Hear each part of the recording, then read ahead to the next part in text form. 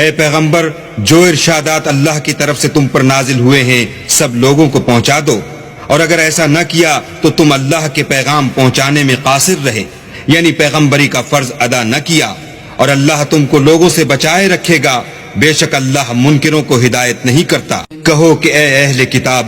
جب تک تم تورات اور انجیل کو اور جو اور کتابیں تمہارے پروردگار کی طرف سے تم لوگوں پر نازل ہوئیں ان کو قائم نہ رکھو گے، کچھ بھی راہ پر نہیں ہو سکتے۔ اور یہ قرآن جو تمہارے پروردگار کی طرف سے تم پر نازل ہوا ہے، اس سے ان میں سے اکثر کی سرکشی اور کفر اور بڑھے گا، تو تم قوم کفار پر افسوس نہ کرو۔ جو لوگ اللہ پر اور روز آخرت پر ایمان لائیں گے اور عمل نیک کریں گے، خواہ وہ مسلمان ہوں یا یہودی یا ستارہ پرست یا عیسائی، ان کو قیامت کے دن نہ کچھ خوف ہوگا اور نہ وہ غمناک ہوں گے۔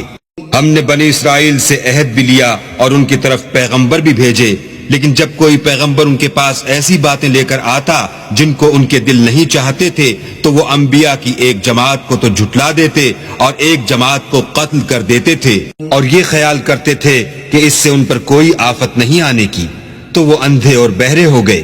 پھر اللہ نے ان پر مہربانی فرمائی، لیکن پھر ان میں سے بہت سے اندھے اور بہرے ہو گئے، اور اللہ ان کے سب کاموں کو دیکھ رہا ہے۔